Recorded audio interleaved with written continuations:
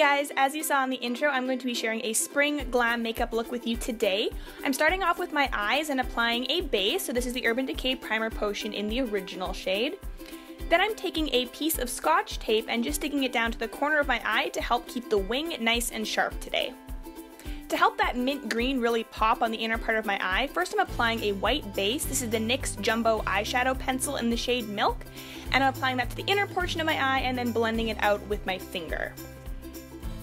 That gorgeous mint green color is the ColourPop Super Shock Shadow in the shade Flux, and I'm applying that all over the inner portion of my eye over the white base using a MAC 239 brush. Even though this is a natural hair brush and I would normally go with something synthetic for a cream shadow like the ColourPop ones, I found it did a very good job of both applying and blending out the shadow. For my transition color today, to help all of the eyeshadows blend together nicely, I'm using the shade Soft Peach from the Anastasia Beverly Hills Shadow Couture palette and applying that all over my crease and outer corner. As you can see, I started to apply the shade Morocco to the outer corner of my eye. However, I realized I wanted the mint green to go a little bit farther out, so I applied a bit more of the shade Flux before continuing to go in with Morocco. This shade is from the same Anastasia Beverly Hills palette that I showed earlier. It was limited edition, but you can still get all of these eyeshadows individually, or of course you can recreate this look using any similar colors you have on hand. To apply this color, I am using the double-sided Kat Von D eyeshadow brush, first using the pointed side to apply, and then using the fluffier side to blend out. I'm working in multiple steps, applying a bit of shadow, blending it out, applying a bit of shadow, blending it out. This is a lot better than applying a whole bunch of shadow at once and trying to blend it out, because you're going to get a much smoother result. Then I'm taking a little bit more of Soft Peach and applying it to all of the edges of Morocco to help blend them out and make sure there are no harsh lines. To further darken the outer corner, I'm taking a bit of Fudge on that same Kat Von D brush and applying it to the lower lash line of the outer corner and blending it into the Terracotta shade. For even more depth, I'm going in with a very little amount of black and applying it right close to the lash line, of course blending it into everything else.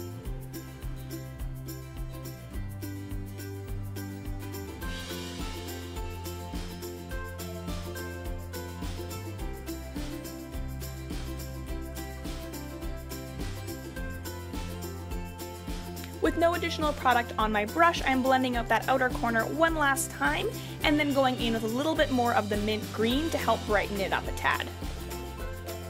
To complement the winged eyeshadow, I'm going to be applying some winged liner. I'm using my Kat Von D tattoo liner in the shade Trooper and applying a medium-sized wing, nothing too thick because I still want the eyeshadow to be the star of the show. If you have any trouble applying liquid liner, keeping the tape on the corner of your eye is going to be really helpful because it'll give you a nice guide and keep that line nice and crisp.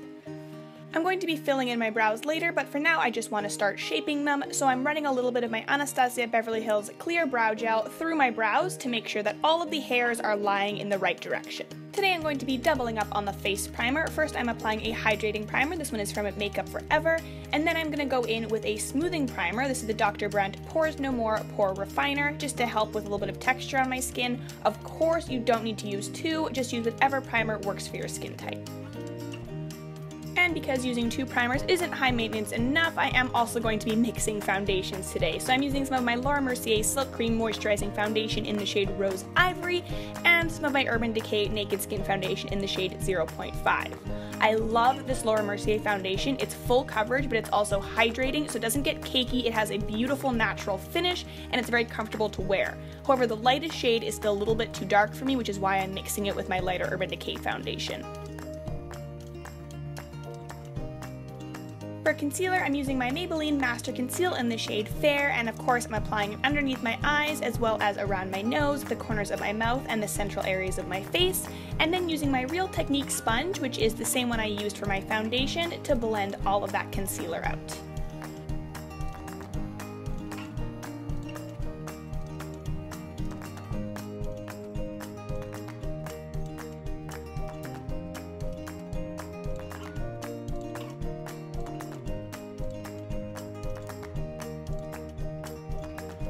And this is what happens if you're not careful when you're blending out your concealer. You mess up your eyeliner. Don't worry, I'll show you how to fix it in one sec.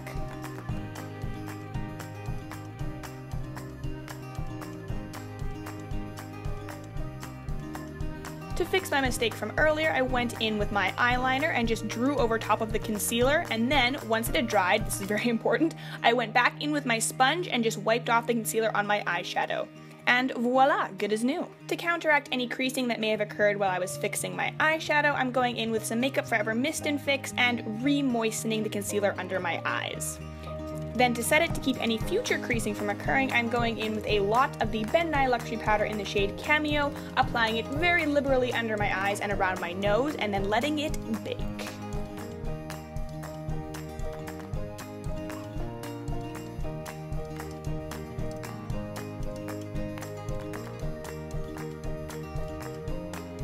And because no glam look would be complete without contour, it is time to carve out that face. I am taking the rightmost shade from my Sephora Contouring 101 face palette on my Tarte Swirl Contouring and Bronzer brush and applying that under my cheekbones, my jawline, and around my forehead to help give my whole face definition. This Tarte brush is great for contouring because while the shape does allow you to be precise, it's not going to give you an uber chiseled look. It is still quite fluffy, so it's going to blend everything out, make it look more natural, which is what I normally prefer. However, having said that, I did not want a natural contour for this particular look, so I did go back in with the darkest contour shade from that palette on a more precise contouring brush, the Pro Contour number 79 from Sephora collection, and I just used it to carve out my cheekbones, jawline, and forehead a little bit more to add a bit more drama for this glam look. Don't forget to brush off the baking powder, otherwise you're going to look a little bit powdery. Remember what I said about being high maintenance? Yes, I am going to be using two blushes for this look today. So I'm starting off with the light pinky peach shade Celebrated from Tarte and applying that to my cheeks using a MAC 168 brush. I am then going in over top of this with a gorgeous orangey peachy blush called Apricot Sheen from Sephora collection. However, I forgot to hit record on my camera for that part. So I did apply that blush as well as going in with BECCA Champagne Pop for highlight, and now I'm working on my brows. To do this bolder brow look today, I'm using the NYX Micro Brow Pencil in the shade Brunette, and I am just working with my natural brow shape, filling it in a little bit. I'm going to be applying more product to the bottom of my brows than to the top because I want the bottom to be the most carved out and keep it a little bit more natural on top. And towards the inner part of my eye, I'm going to use even less product, keeping those quite light and using upward strokes as I get towards the inner part of my eye. When you're doing your brows with a pencil, you always want to make sure that your pencil strokes are going in the same direction as your hairs. That is how you're going to get the most natural appearance. Flipping the pencil over, I'm going to use the spoolie to brush out my brows to make sure that they are nicely blended and not too artificial looking.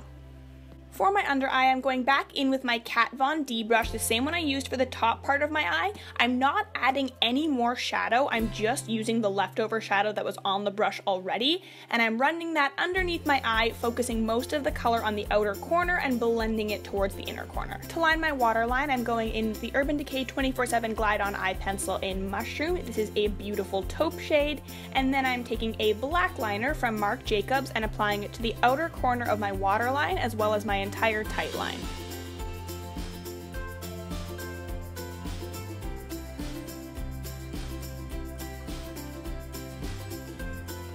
Using my favorite Tarte eyelash curler, I am curling the entire length of my lashes. Of course, use whatever eyelash curler you prefer. Mascara time! Spoiler alert, I do not poke myself in the eye this time. I am using the L'Oreal Voluminous Butterfly Mascara in the shade Midnight Black and generously applying it to both my top and bottom lashes. And no, I am not going to be going in with a second mascara. Just one. Just one.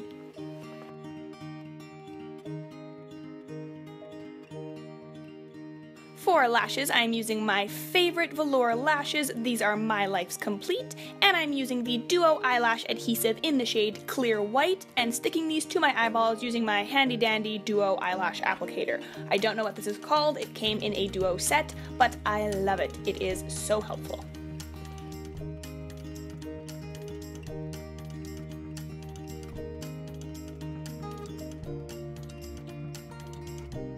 And we are done with the eyes, time for lips. So I'm using the Maybelline Color Sensational Lip Color in Nude Lust and applying that all over my lips before going in with this nude gloss from Buxom. This is the Buxom Full Bodied Lip Gloss in Yoo-Hoo.